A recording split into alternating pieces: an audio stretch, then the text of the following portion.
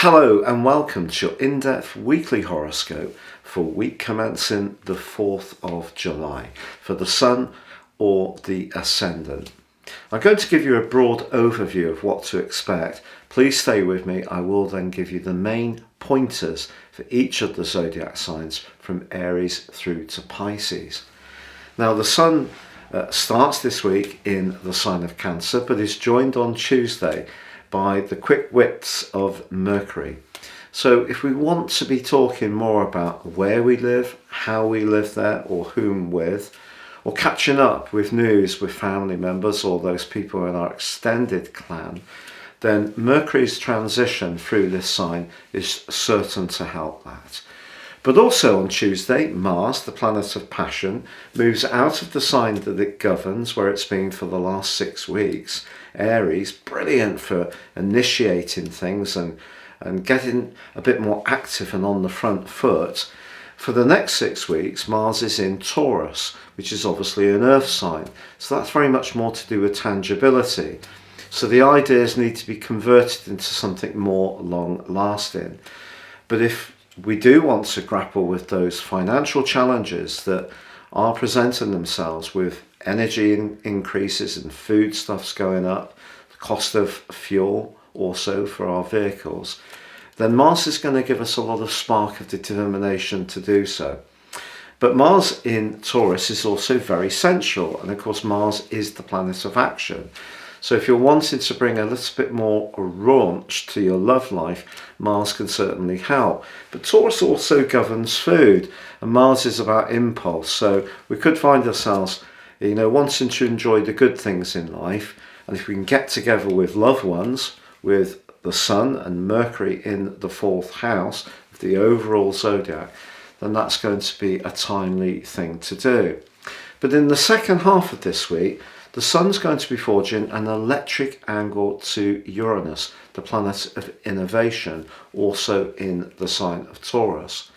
And perhaps there could be some ideas sparking around how we live, especially about creating more space or being more flexible, which Uranus would really help us to engage with. It could also be the case that with Uranus in this sign, that some kind of sudden change or opportunity could present itself around that home-based agenda. Also in the second half of this week, Mercury, the planet that's just moved into the sign of Cancer, is in a right angle to Jupiter. So I think it's important with that particular aspect not to promise more than we can realistically deliver, but it's actually quite an upbeat and positive angle nonetheless.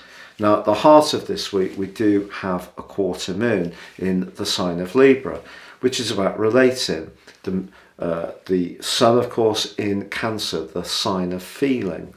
So it's possible someone around us could be feeling a little bit more sensitive, maybe need some support.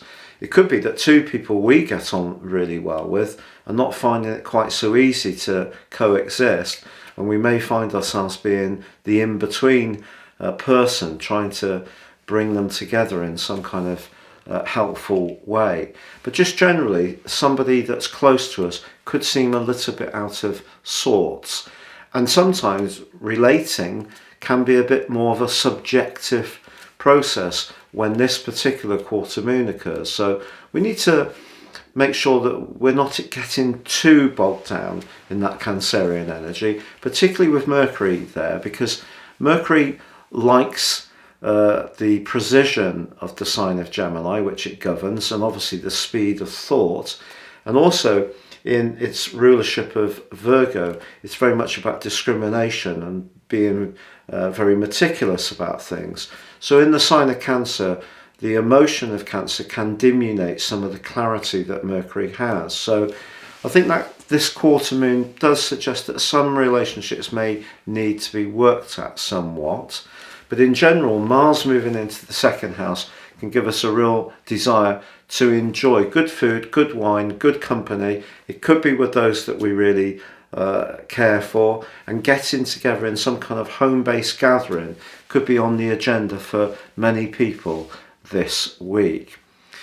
Now, I've crashed through the 100,000k mark in terms of subs on YouTube. If you have already subbed, I'm so grateful. If you've yet to do so, I'd be honoured if you do so now. Please click or tap on the bell notification symbol. And if you would like to ascend above this zodiac broadcast and understand more and embrace more serious astrology, with my special package, if you give me 3 pieces of birth data of time, date and place, I can give you a roadmap that can guide you for the rest of your life and a 12-month personal forecast, and you get 30% off. Please see the link below. But now, please stay with me for each of the 12 zodiac sign forecasts. So Libra, your week commencing the 4th of July forecast sees Mercury, the planet of talk and thought, move high in the sky to join with the Sun on Tuesday. This is brilliant if you're wanting to apply for jobs, do some training, perhaps pivot your own business in a fresh way. The Sun and Mercury being in the 10th house gives you an opportunity to really focus on your goals, ambitions and success. And with also on Tuesday Mars moving out of your sector of relating and into the 8th house, if you are wanting to improve your financial situation, or you're doing something in relation to a property that requires some financing, or a business that you want to raise funds for, it really does look good for you. Also, the Sun is in a sparkling alliance with Uranus, so thinking outside the box, approaching things in a different way, particularly around business or your work, is a smart thing to do. Now, your ruler Venus continues in your sector of the truth, but also travel. But that's in a lovely, sweet semi-sextile with the Sun and semi-sextile with Uranus. So I think connections to people at a distance can be very strong, but be motivated by what feels right in terms of your philosophies, whether it is people that you're hoping to work with or how you're trying to improve your financial situation. Now, of course, the quarter moon this week is in your sign. So balancing what you need to do for you as an individual against what is required more of you by the status quo. You know, organizations, networks that are important to get ahead in life. Yes, you can, fit in with people, but it's not good to fit in with people to the point that you lose your identity.